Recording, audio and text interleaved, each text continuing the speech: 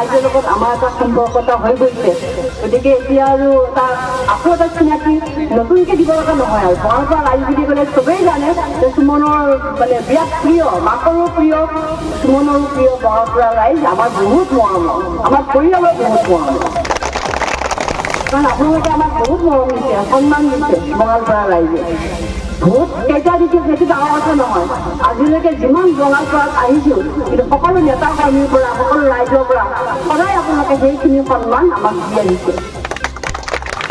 আৰু 2021 যেতিয়া ভোট বিচাৰি আহিছিলোঁ, তেতিয়া আজি চহিদুলে কোৱা নিচিনা এখন বিল দিয়া নাছিল, মাত্ৰ এবাই কাম দিছিল, বাইদেউ ইলেকশ্যন একো নালাগে আৰু একোৱেই নালাগে। ঠিক আছে, দলংখন চেংচন CM ছাৰে কৰি দিছে, দলং হ'ল, কিন্তু এতিয়া যে লিষ্টবিলাক গাই আছে, কিয় গাই আছে? তেতিয়া কৈছে লাগে অকল দলং দিয়ক আৰু একো নালাগে। এতিয়া মোৰ 1 নম্বৰ, 2 নম্বৰ, 3 নম্বৰ, 4 নম্বৰ কৰি আছে। গতিকে সেয়াই আমাৰ সম্পৰ্ক। আমাৰ মঞ্চত আমাৰ সভাপতি মহোদয়, আমাৰ নুৰুদ্দিন ডাঙৰীয়া, তৰুণদিন ডাঙৰীয়া, আমাৰ আলফাজ ভাই, আমাৰ নিৰ্বাচনী কমিটিৰ সভাপতি, আমাৰ সকলো নেতা কৰ্মী যিখিনি আছে।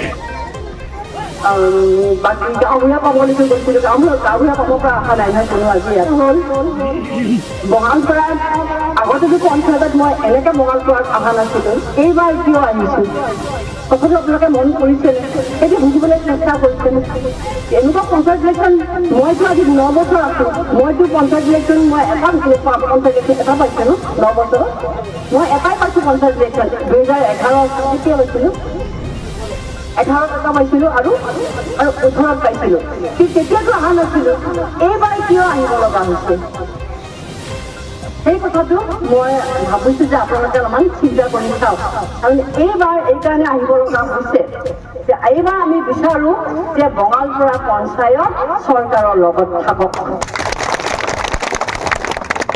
এইকাৰণে চৰকাৰৰ লগত থাকক, যিহেতু আমাৰ চৰকাৰে যিখিনি উন্নয়নৰ কাম কৰিছে, যদি বঙালপাৰালৈকে আহি আছে বা আহিছে, যে আমি যদি সেইখিনি আৰু দাবী কৰিব লাগে, আমিতো এটা পদুম ফুল কাউন্সিলতো খোলাই দেখাব লাগিব ডিমাণ্ড কৰিবৰ কাৰণে।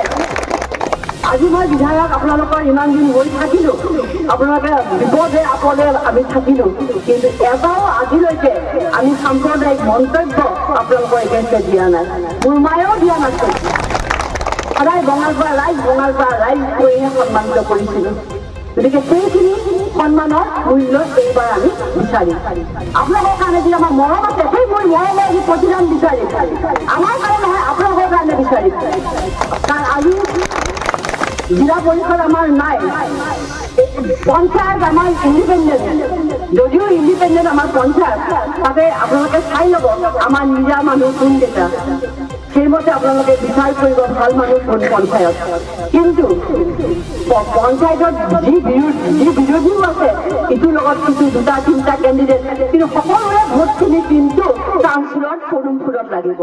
আজি ধৰি লওক পঞ্চায়তত কি উঠিছে মেম্বাৰ দাদা, যদি বেলেগ